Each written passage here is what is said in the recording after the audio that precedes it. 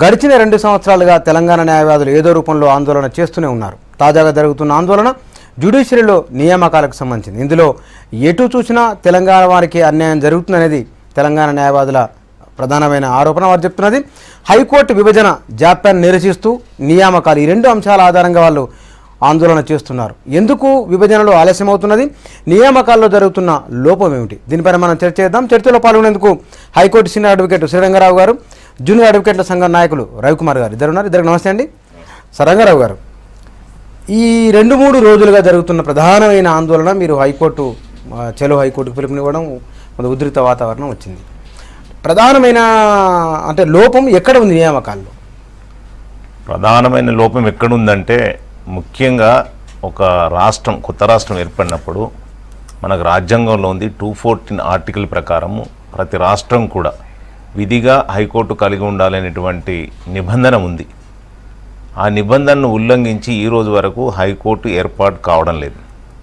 అనేక సందర్భాల్లో మన అసెంబ్లీలో కూడా, కొత్త ప్రభుత్వం ఎన్నికైన వెంటనే అసెంబ్లీలో కూడా ఏకగ్రీవ తీర్మానం చేసి వెంటనే రాష్ట్రానికి హైకోర్టు ఇవ్వండి అనేటువంటి తీర్మానాన్ని కేంద్ర ప్రభుత్వానికి పంపించడం జరిగింది. అనేక సందర్భాల్లో ముఖ్యమంత్రి గారు కూడా ఢిల్లీకి వెళ్ళి పదే ఆ డిమాండ్ను ప్రధానమంత్రి గారి ముందు, చీఫ్ జస్టిస్ గారి ముందు, ప్రెసిడెంట్ ఆఫ్ ఇండియా ముందు కూడా పెట్టడం జరిగింది. పార్లమెంటు సభ్యులు కూడా, తెలంగాణ ప్రాంతానికి చెందినటువంటి పార్లమెంటు సభ్యులు కూడా అనేక సందర్భాల్లో పార్లమెంటు సమావేశాల్లో హైకోర్టు ఏర్పాటు చేసే విధంగా నిలదీయడం జరిగింది. అంతేకాకుండా గతంలో కూడా అడ్వకేట్స్ వెంటనే హైకోర్టు ఏర్పాటు చేయాల్సిందిగా మేము కూడా ఉద్యమం నిర్వహించినప్పుడు అప్పుడు న్యాయశాఖ మంత్రిగా ఉన్నటువంటి సదానంద గౌడ గారు పార్లమెంటులో వాగ్దానం చేశారు. అంతేకాకుండా రిటర్న్లో కూడా వెంటనే మేము హైకోర్టు ఏర్పాటు చేయడానికి అన్ని చర్యలు చేపడతామని చెప్పారు. కానీ ఇంతవరకు హైకోర్టు విభజన జరపకుండా ఉండడానికి కారణం ఏంటి, దాంట్లో మతలబు ఏంటి అనేది విషయాన్ని మనం అర్థం చేసుకోవాలి. అంటే ఉమ్మడి హైకోర్టులో, అంటే మనకు ఉమ్మడి రాష్ట్రంలో గతంలో న్యాయ వ్యవస్థలో తెలంగాణ ప్రాంతానికి తీవ్రమైనటువంటి అన్యాయం జరిగిందనేది వాస్తవం. అన్ని వ్యవస్థల కన్నా న్యాయ వ్యవస్థలో ప్రధానంగా అన్యాయం జరిగింది. అదే అన్యాయాన్ని ఇప్పుడు రాష్ట్రాలు ఏర్పడినప్పటికీ కూడా ఉమ్మడి న్యాయ వ్యవస్థనే కొనసాగిస్తూ ఇంకా అన్యాయాన్ని కొనసాగించడానికి చేస్తున్నట్టు ప్రయత్నమే హైకోర్టు విభజన కాకుండా చూడడం. అంతేకాకుండా లోయర్ జ్యుడిషియరీకి సంబంధించి, అంటే ఏపీ రీఆర్గనైజేషన్ యాక్ట్లో ఓన్లీ హైకోర్టు మాత్రమే 2 రాష్ట్రాలకు సంబంధించిందనేటువంటి విషయాన్ని పేర్కొనడం జరిగింది. ఎందుకంటే అప్పుడు మన సపరేట్ రాష్ట్రానికి సంబంధించినటువంటి బిల్లు, ఏపీ రీఆర్గనైజేషన్ యాక్ట్ పార్లమెంట్లో చర్చకు వచ్చినటువంటి సందర్భంలో సమయాభావం వల్ల సుప్రీంకోర్టు యొక్క కన్సల్టేషన్ చేయలేకపోయారు. అందుకొరకే ఇది ఉమ్మడి హైకోర్టుగా నిర్ధారించారు. కానీ లోయర్ జ్యుడిషియరీ ఏదైతే ఉందో, ఈ 10 జిల్లాలకు సంబంధించి లోయర్ జ్యుడిషియరీని విభజించడానికి ఎలాంటి ఆటంకాలు ఏపీ రీఆర్గనైజేషన్ యాక్ట్లో లేవు. పదే మేము డిమాండ్ పెట్టాం, మీరు కనీసం ఈ లోయర్ జ్యుడిషియరీనన్నా విభజించండి, తెలంగాణ ప్రాంతానికి చెందినటువంటి న్యాయమూర్తులను తెలంగాణ ప్రాంతంలో నియమించండి, ఆంధ్ర ప్రాంత న్యాయమూర్తులు ఎవరైతే ఇక్కడ పనిచేస్తున్నారో వాళ్ళ ఆ ప్రాంతానికి. సార్, అంటే ఎట్లాగో వ్యవస్థ కొనసాగుతూనే ఉంది, ఉమ్మడిగా ఉన్నా విడిపోయినా జరిగేటివే జరుగుతూనే ఉన్నాయి. అంటే తక్షణమే మీకు వచ్చిన నష్టం ఏమిటి? చాలా నష్టం ఉంది. అంటే ఇప్పుడు లోయర్ జ్యుడిషియరీని విభజించకుండా మేము అనేకమైనటువంటి డిమాండ్స్ రిప్రజెంటేషన్ చేసిన తర్వాత ఈరోజు లోయర్ జ్యుడిషియరీని విభజించడానికి నిర్ణయం తీసుకొని ఒక ప్రావిజనల్ లిస్టు ప్రిపేర్ చేశారు. ఆ ప్రావిజనల్ లిస్టు ప్రకారం ఏంటంటే, మన ప్రాంతంలో ఎవరైతే ఆంధ్ర ప్రాంతం జడ్జీలు ఉన్నారో వాళ్ళంతా కూడా ఇక్కడ ఆప్షన్స్ ఇప్పించారు. వాళ్ళు ఇవ్వడం కాదు, వాళ్ళు ఇప్పించారు. అక్కడ ఆంధ్ర ప్రాంతంలో 100 వేకెన్సీస్ ఖాళీగా పెట్టుకొని ఇక్కడ మన దగ్గర ఉన్నటువంటి మొత్తంగా కూడా జ్యుడిషియరీని నింపడానికి అందరితో ఆప్షన్స్ ఇప్పించారు. ఈ ఆప్షన్స్ ఏ విధంగా జరిగాయంటే, పెద్ద ఎత్తున కుట్రపూరితంగా జరిగినటువంటి ఆప్షన్స్. అంటే ఇక్కడ పనిచేస్తున్నటువంటి జిల్లా జడ్జుల కన్నా సీనియర్ జడ్జులు ఎవరైతే ఆంధ్ర ప్రాంతం వారు ఉన్నారో వాళ్ళతో ఇక్కడ ఆప్షన్స్ ఇప్పించారు. అదేవిధంగా senior assistant civil judges, junior assistant civil జడ్జెస్తో ఇక్కడ ఆప్షన్స్ ఇప్పించారు. ఆ విధంగా 130 మంది ఇక్కడ ఆప్షన్స్ ఇవ్వడం జరిగింది. మరి అక్కడ ఖాళీలు పెట్టుకున్నారు, 100 వేకెన్సీస్ పెట్టుకున్నారు. దీనివల్ల ఏమవుతుందంటే, పెద్ద ఎత్తున తెలంగాణ ప్రాంతానికి ఒక 20 సంవత్సరాలు అన్యాయం జరిగేటువంటి అవకాశం ఉంది. మొత్తం ఇప్పుడు ఉమ్మడి రాష్ట్రానికి సంబంధించినటువంటి హైకోర్టుల జడ్జీల సంఖ్య 61, ఆంధ్ర ప్రాంతానికి 36 మంది జడ్జీలు, తెలంగాణ ప్రాంతానికి 25 మంది జడ్జీల విభజన జరిగింది. అంటే విభజన జరగాలి 60-40 రేషియో ప్రకారం. అయితే ఈ 36లో లోయర్ జ్యుడిషియరీ నుంచి వెళ్ళే వాళ్ళ జడ్జీల సంఖ్య 12 అండి. ఆంధ్ర ప్రాంతానికి 12 అంటే వాళ్ళు ఆల్రెడీ 9 మంది ఉన్నారు, ఇంకా 3 మొన్న పంపించారు. ఏది ప్రెసిడెంట్కి వెళ్ళిపోయింది, కొలీజియం ఇక్కడ రికమెండ్ చేసింది 3. తెలంగాణ ప్రాంతంలో 25 మంది జడ్జీలు ఉండాలని నిర్ణయం తీసుకుంటే అందులో జిల్లా జడ్జీల నుంచి ప్రమోషన్ పైన వెళ్ళే వాళ్ళ సంఖ్య 9 ఉంటుంది. ఇప్పుడు కేవలం ఒకరు మాత్రమే ఉన్నారు, జస్టిస్ జైస్వాల్ గారు. 8 జడ్జీల సంఖ్య వేకెన్సీస్ ఉంది. అంటే లోయర్ జ్యుడిషియర్ నుంచి దిగువ స్థాయి న్యాయస్థానాల నుంచి హైకోర్టుకు వెళ్ళే వాళ్ళ జడ్జీల సంఖ్య 8 వేకెన్సీస్ ఉన్నాయి. ఇప్పుడు ఏదైతే ప్రావిజనల్ లిస్టు ప్రిపేర్ చేశారో దాని ప్రకారం కనుక ఐజిటీస్గా ఉన్నట్టయితే 8 మందిలో 7 ఆంధ్ర ప్రాంత జడ్జీలు తెలంగాణ ప్రాంతానికి చెందినటువంటి హైకోర్టులో జడ్జీలుగా వెళ్ళేటువంటి అవకాశం ఉంటుంది. అంటే 9 మందిలో 7 వాళ్ళు ఉంటారు. రేపు జైస్వాల్ గారు రిటైర్ అయిన తర్వాత కూడా ఆ ప్లేస్లో కూడా ఆంధ్ర జడ్జే వస్తారు. అంతేకాకుండా ప్రతి జిల్లా కోర్టులో ప్రధాన చీఫ్ జడ్జి ఎవరైతే ఉంటారో ఆంధ్ర ప్రాంతానికి చెందిన వాళ్ళు ఉంటారు. హైకోర్టులో రిజిస్ట్రార్స్ వాళ్ళే ఉంటారు. తర్వాత ప్రతి జిల్లాకు కూడా హైకోర్టు నుంచి పోర్ట్ఫోలియో జడ్జి నియమిస్తారు. అది కూడా వాళ్ళు జరిగిపోయిన తర్వాత ఎట్లా సాధ్యమవుతుంది అది? అదేనండి ఇక్కడ కుట్ర. దీన్నే పెద్ద కుట్రగా పేర్కొంటున్నాం. ఈరోజు ఎందుకు విభజించడం లేదు? మన ముఖ్యమంత్రి గారు ఏం చెప్పారు? మీకు కావాలంటే మేము ఇన్ఫ్రాస్ట్రక్చర్ ప్రొవైడ్ చేయడానికి సిద్ధంగా ఉన్నాము. ఏ విధంగానైతే అసెంబ్లీ సెక్రటేరియట్లు 2 పనిచేస్తున్నప్పుడు ఇప్పుడున్నటువంటి హైకోర్టులో విభజించుకొని అక్కడ 2 హైకోర్టులు పనిచేయడానికి ఏమి ఇబ్బంది అవుతుంది? అంతేకాకుండా మీకు కావాలంటే మేము బయట కూడా ఇన్ఫ్రాస్ట్రక్చర్ ప్రొవైడ్, అంతేకాకుండా ఒక మెట్టు దిగి అంటే ఎలాంటి భేషజాలకు పోకుండా పట్టుదలకు పోకుండా అవసరమైతే మేము బయటకు వెళ్ళి పనిచేస్తాం, మీరు హైకోర్టులో కొనసాగండి అని చెప్పిన తర్వాత కూడా ఈరోజు హైకోర్టును విభజించకపోవడానికి కారణం ఏంటంటే పెద్ద ఎత్తున మన న్యాయ వ్యవస్థకు మరింత అన్యాయం చేయడానికి జరిగినటువంటి కుట్ర. ఆ కుట్రను నేను మళ్ళీ ఎక్స్ప్లెయిన్ చేస్తాను. రవి గారు, నిజంగా మిగతా రాష్ట్రాల్లో ఇట్లాంటి సమస్య ఏమైనా ఉన్నదా? అంటే జనరల్గా విభజన జరిగినప్పుడు కొంత టైం అక్కడ బిల్డింగ్స్ లేవు, తర్వాత రకరకాల సమస్యలు అని చెప్తున్నారు. బహుశా అదేమన్నా కారణమా? దీని వెనుక ఇంకేమన్నా ఉన్నాయా? అంటే ఇవాళ ముందుగా ఆప్షన్ విధానం తీసుకుంటే ఆప్షన్ విధానం నియామకాలకు సంబంధించినటువంటి ఆంధ్రకు సంబంధించినటువంటి న్యాయమూర్తుల దగ్గర నుండి ఆప్షన్ తీసుకున్నారు. ఈ ఆప్షన్ వల్ల ముందుగా ఎఫెక్ట్ అడ్వకేట్స్కి, తర్వాత జడ్జెస్కి, ఆ తర్వాత మొత్తం యావత్ తెలంగాణ సమాజానికి. ఒక చిన్న ఎగ్జాంపుల్ చెప్తా. జిల్లా జడ్జీలు, సీనియర్ సివిల్ జడ్జీలు, జూనియర్ సివిల్ జడ్జీలు 3 రకాల జడ్జీలలో జిల్లా జడ్జీలకు సంబంధించి మొత్తం తెలంగాణకు అలాట్ చేసినటువంటి పోస్టులు 90, ఆంధ్రకు అలాట్ చేసినటువంటి పోస్టులు 110. తెలంగాణకు అలాట్ చేసినటువంటి 90లో కేవలం మన తెలంగాణ వాళ్ళు 40 మందే ఉన్నారు. ఇక్కడ ఆంధ్రాలో 90 మందే ఉన్నారు. అంటే వాళ్ళకు ఒక 30 మంది షార్ట్ అయిపోయింది, ఇంకా తక్కువనే ఉన్నారు. మనకి 50 మంది తక్కువ ఉన్నారు. అప్పుడు జనరల్గా ఎవరైనా కూడా అక్కడ రాష్ట్రానికి సంబంధించి విభజన జరిగిన తర్వాత అక్కడ రిక్రూట్ చేసుకోవాలా, తెలంగాణ ప్రాంతానికి సంబంధించి తెలంగాణ రిక్రూట్ చేయాలి. కానీ ఆంధ్రాలో ఉన్నటువంటి న్యాయమూర్తులందరినీ తీసుకొచ్చేసి తెలంగాణలో 90 నింపేస్తున్నారు, 50 మందిని ఇక్కడ డిప్లాయ్ చేస్తున్నారు. మనకు మొత్తం 90 పోస్టులో తెలంగాణ వాళ్ళు 40, మిగతా 50 ఆంధ్ర నుండి తీసుకొచ్చి 90 మందిని ఇక్కడ ఫిల్అప్ చేస్తున్నారు. అక్కడ ఈ షార్ట్ ను మొత్తం కొత్త రిక్రూట్మెంట్ ద్వారా చేసుకుంటారు. అదే కదా అన్యాయం. అందుకే మేము ఆప్షన్ విధానాన్ని వ్యతిరేకిస్తున్నాం. దాని ద్వారా కొత్తగా రిక్రూట్మెంట్ జరిగితే మా జూనియర్ న్యాయవాదులకు కావచ్చు, న్యాయవాదులకు న్యాయం జరుగుతుంది. అదేవిధంగా జూనియర్ సివిల్ జడ్జిలు, సీనియర్ సివిల్ జడ్జిలు వాళ్ళ ప్రమోషన్ల ద్వారా జిల్లా జడ్జిలు అయ్యే అవకాశం ఉంటుంది. ఇటు న్యాయమూర్తులకు అన్యాయం జరుగుతుంది. తద్వారా వాళ్ళు జిల్లా జడ్జిలు కనుక అయ్యేది ఉంటే వాళ్ళు ఈ రాష్ట్రంలో ఇంకొక 20 ఏళ్ల పాటు హైకోర్టు జడ్జీల వరకు వాళ్ళు ప్రమోషన్లో వెళ్ళిపోయే అవకాశం ఉంది. ఈ ఆప్షన్లు ఇచ్చినటువంటి న్యాయమూర్తులు 2042 వరకు ఉన్నారండి. వాళ్ళ రిటైర్మెంట్ 2042 వరకు ఈ తెలంగాణలోనే వాళ్ళు రూల్ చేసే అవకాశం ఉంది. దీని ద్వారా జ్యుడిషియరీలో ఆంధ్రకు సంబంధించినటువంటి న్యాయమూర్తులను పెంచుకొని హైకోర్టు విభజన కాకుండా ఉంచితే, ఎక్కడైతే ఇప్పుడు ఇక్కడ ఉన్నటువంటి ఆంధ్రకు సంబంధించినటువంటి పాలన అయితే ఇక్కడ ఏం లేదు. ఈ జ్యుడిషియరీ ద్వారానే తెలంగాణని వాళ్ళ ఏలాలనేటువంటి ఒక కుట్రపూరితమైనటువంటి ఉద్దేశంతో అనుకుంటున్నారు. ఆంధ్రకు సంబంధించినటువంటి వ్యక్తులు ఇక్కడ పట్టు కోల్పోతున్నటువంటి వ్యక్తులు. ఇక్కడ గతంలో ఇంకొకటి, తెలంగాణలో ఉన్నటువంటి హైదరాబాద్ చుట్టుపక్కల ఉన్నటువంటి జిల్లా జడ్జిలు ఒక్కరు కూడా తెలంగాణ ప్రాంతానికి సంబంధించినటువంటి వ్యక్తులు కాదు. దీని వెనుక కుట్ర ఏంటంటే హైదరాబాద్ చుట్టూ గత 58 సంవత్సరాలుగా జరిగినటువంటి దోపిడీలో ఎవరైతే అక్రమంగా భూములు కొల్లగొట్టి ఇవాళ అక్రమంగా సంపాదించుకొని ఉన్నారో వాళ్ళ బండారాలు బయటపడతాయనే ఉద్దేశంతో తెలంగాణ హైకోర్టు కనుక ఏర్పడేది ఉంటే, తెలంగాణకు సంబంధించినటువంటి న్యాయమూర్తులు కనుక ఉండేది ఉంటే మా బండారం బయటపడుతుంది అనే ఉద్దేశంతో సుప్రీంకోర్టులో అత్యున్నత స్థానంలో ఒకే ప్రాంతానికి సంబంధించి కేవలం 13 జిల్లాలకు సంబంధించినటువంటి వ్యక్తులే 3 ఉన్నారండి సుప్రీంకోర్టులో. తెలంగాణ నుండి ఒక్కరు కూడా లేరు. మొత్తం తెలంగాణ నుండి ఈ న్యాయమూర్తుల కోటాలో లేని విషయం ఏదో చెప్పండి. వేరే వాళ్ళు ఎంతమంది అనేది సబ్జెక్ట్ వాళ్ళ ద్వారానే కదా ఇవాళ అన్యాయం జరిగేది. ఇప్పుడు మా న్యాయమూర్తులు మా వాళ్ళు కాదు, మా అడ్వకేట్లు నోటిఫికేషన్ లేదు, ఇక్కడ తెలంగాణ సమాజాన్ని మేము వెళ్తా అంటారు కోర్టుల ద్వారా. అంటే ఇది అన్యాయమే కదా.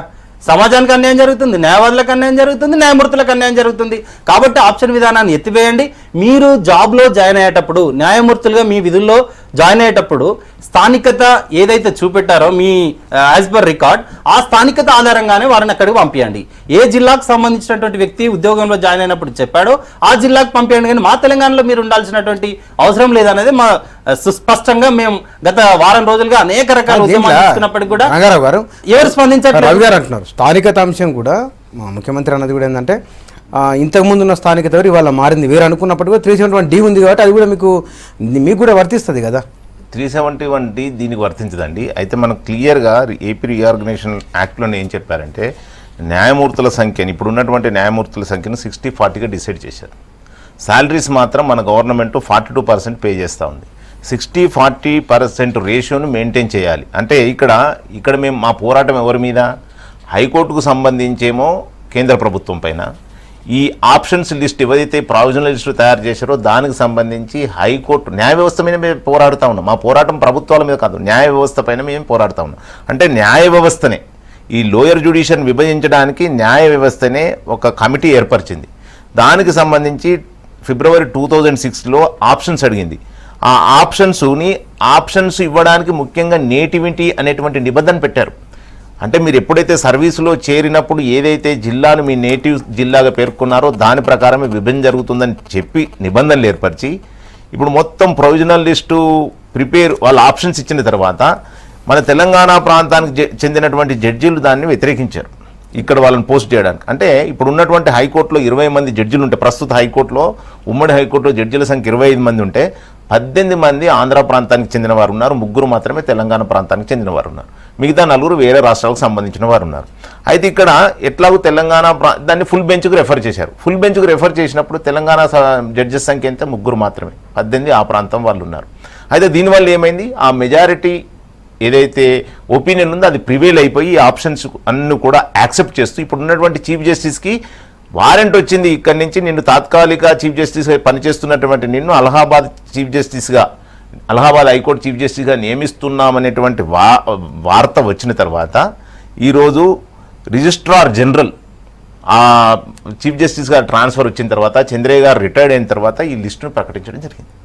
అంటే ఈ లిస్టులో చాలా అన్యాయం అన్నట్టు.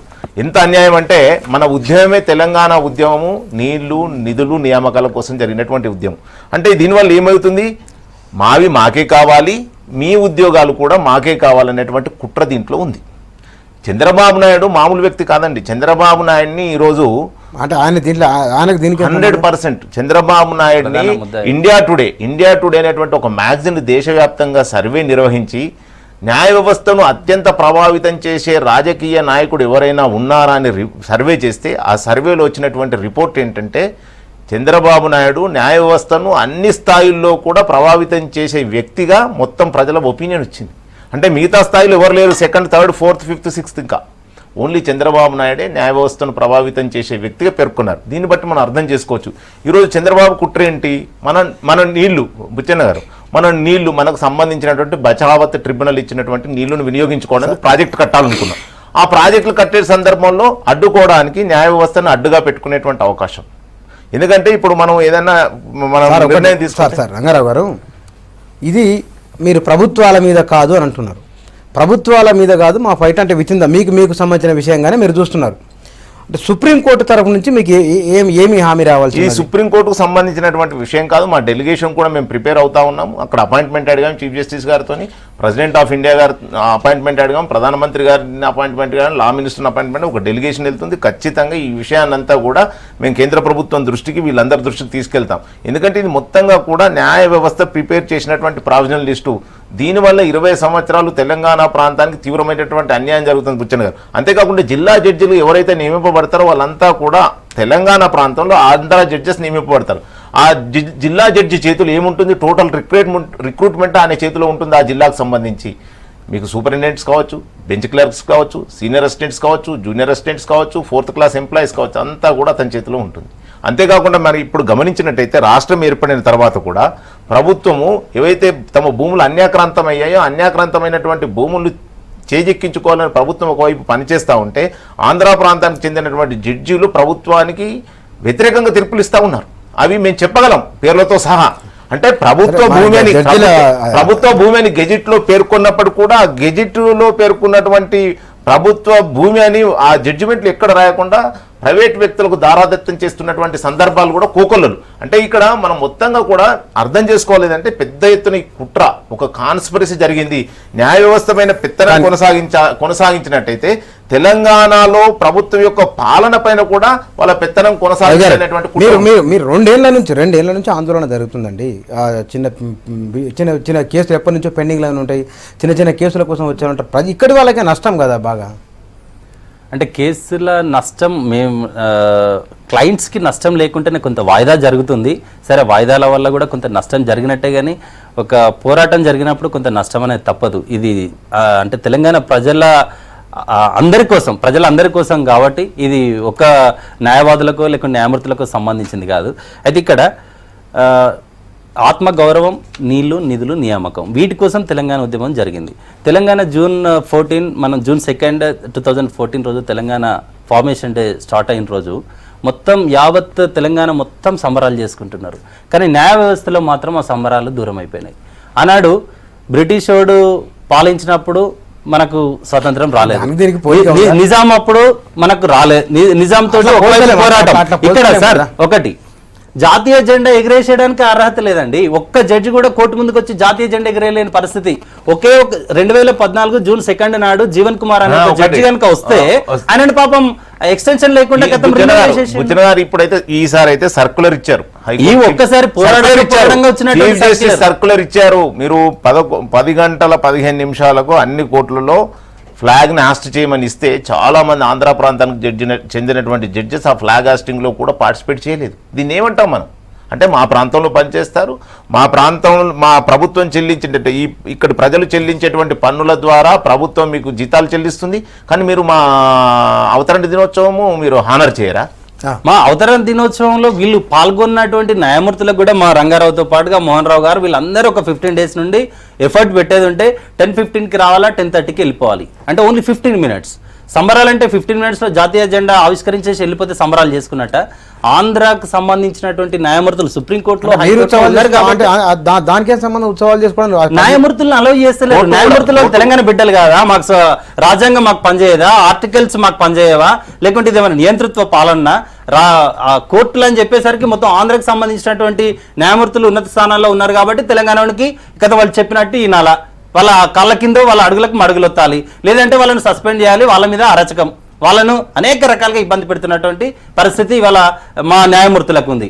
అయినా కూడా భయపడకుండా ఇవాళ దీనికోసం న్యాయమూర్తులు, మా సిబ్బంది, అడ్వకేట్స్ మేమే చేస్తున్నాం ఉద్యమం. మాతో పాటుగా ఇవాళ న్యాయమూర్తులు చేస్తున్నారు. 1వ తారీఖు నుండి మా సిబ్బంది కూడా మొత్తం కోర్టు స్టాఫ్ కూడా ఈ ఉద్యమంలోకి రాబోతున్నారు. సమ్మె నోటీస్ ఇచ్చేషన్లు ఖచ్చితంగా మా ఆప్షన్లు ఎత్తివేయాల్సిందే. దీనికి మరొక ప్రత్యామ్నాయం అనేదే లేదు. మా ఆప్షన్లు ఎత్తివేయాలి, హైకోర్టు విభజన జరగాలి. కానీ అక్కడి వాళ్ళకు నష్టం జరగదా? ఇక్కడ స్థిరపడి ఉన్న వాళ్ళు అయితే కనుక బహుశా ఆప్షన్లు ఇవ్వడంలో కూడా ఈ హైదరాబాద్లోనూ, రంగారెడ్డి, కొన్ని తెలంగాణ జిల్లాలో ఉన్న వాళ్ళు అక్కడి నుంచి ఒకటి వచ్చిన వాళ్ళు అయితే కనుక స్థానిక ఉద్యోగాల నియామకాల్లో స్థానికత ఆధారంగా 1 to 7th క్లాస్ ఇక్కడ ఎవరు చదివినలో 7 years చదివిన వాళ్ళకి ఇచ్చేస్తున్నారు. ఆంధ్రాకి సంబంధించినటువంటి వాళ్ళు కూడా హైదరాబాద్లోనో, కరీంనగర్లోనో, వరంగల్లోనో పుట్టి ఉండేది ఉంటే వాళ్ళు ఇక్కడ అవుతారు. వాళ్ళకి ఎలాంటి అభ్యంతరం లేదు.